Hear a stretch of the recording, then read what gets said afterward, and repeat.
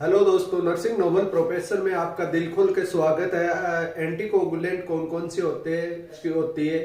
एक होता है हेपेरिन और एक वारफेरिन। दोनों में आज हम क्या क्या डिफरेंस होता है, क्या इन्वेस्टिगेशन करवाया जाता है और कितना इनका टाइम ड्यूरेशन होता है कि एक्शन ड्रग को देने के बाद में एक्शन होगा, ड्रग को कब स्टॉप करना चाहिए, क्या कॉम्प्लिकेशन होता है, कौन कौन से इंडिकेशन होता है, इनके बारे में डिस्कशन करेंगे।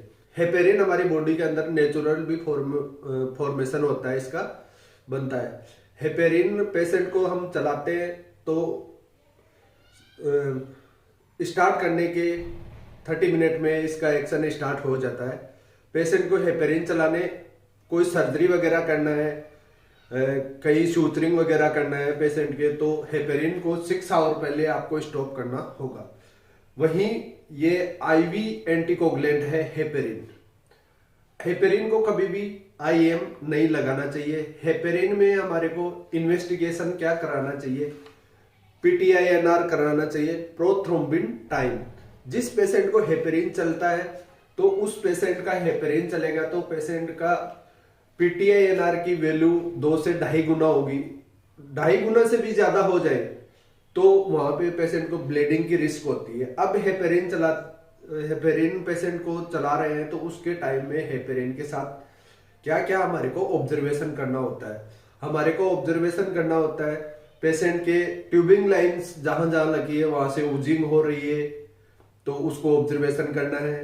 पेशेंट की बीपी चेक करना होता है। हाइपरटेंशन से क्या होती है, वेन वगैरह रब हो सकती है। इन चीजों का हमारे को ऑब्जर्वेशन करना हो, पेशेंट को एक्सप्लेन करना होता है। जैसे कि यूरिन के साथ ब्लड हेमिचूरिया हो तो तुरंत इन्फॉर्म करे डॉक्टर को। स्टूल के रास्ते ब्लीडिंग होती है तो उसके बारे में भी बताएं, और कप के रास्ते भी कपिंग करते टाइम भी ब्लीडिंग होती है तो उस टाइम में हमारे को बताना चाहिए डॉक्टर को। ये इसके पेशेंट को इंडिकेट करना चाहिए कि हेपेरिन चल रहा है तो आपको ये चीजों का ध्यान रखना चाहिए। हेपेरिन का एंटीडोट, जिस पेशेंट को हेपेरिन चलता है उसकी बेड साइड हमारे पास एंटीडोट होना चाहिए, प्रोटामाइन सल्फेट। ये आपके एग्जाम के लिए भी बहुत इंपॉर्टेंट क्वेश्चन है। हर एग्जाम में आपको हेपेरिन और हेपेरिन का एंटीडोट के बारे में पूछते हैं। सेकेंड चीज, अब इसी का सिमिलर है, ये आईवी जाता है और हेपेरिन को कभी भी आईएम नहीं लगाना चाहिए क्योंकि वो हेमेटोमा कर देता है। इसी का सिमिलर दूसरा है वारफेरिन, जो ओरल, उसको हम ओरल एंटीकोगुलेंट बोलते हैं। वारफेरिन को पेशेंट को देने के 48 आवर के बाद में उसका एक्शन स्टार्ट होता है। जिस पेशेंट को हेपेरिन से वारफेरिन पे शिफ्ट करते हैं हम, तो उसका वारफेरिन 48 आवर के बाद में एक्शन स्टार्ट करेगा। तो जैसे आज चलाया है तो अगले 48 आवर के लिए हेपेरिन चलेगा। जिस पेशेंट को वारफेरिन चलता है उसका इन्वेस्टिगेशन क्या करवाना चाहिए, इन्वेस्टिगेशन करवाना चाहिए आईएनआर या पीटी। ये इंडिकेट करता है कि पेशेंट की वारफेरिन की वैल्यू कितनी है। इससे हमारे को पता चलता है कि वारफेरिन का डोज को हमारे को इंक्रीज करना है या नॉर्मल रेंज में। ये भी 2 से 2.5 गुना बढ़ता है तो वो नॉर्मल रेंज में होता है जिसको वारफेरिन एंटीकोगुलेंट चल रही है उस पेशेंट को। और वारफेरिन का एंटीडोट होता है विटामिन के। विटामिन के आप एंटीडोट बेड साइड होना ही चाहिए वारफेरिन जिस पेशेंट को चलता है। ग्रीन लीफ वेजिटेबल, जिसको वारफेरिन चलता है उसको ग्रीन लीफ वेजिटेबल नहीं खिलाना चाहिए।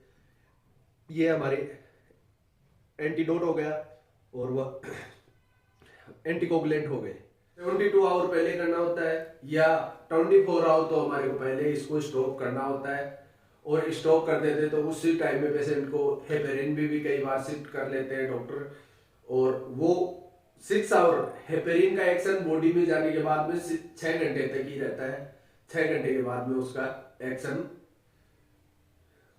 नहीं रहता है हेपेरिन का। तो हेपेरिन को 6 आवर के बाद तक ही हम यूज करते हैं। ये इनके अंदर मेजर डिफरेंस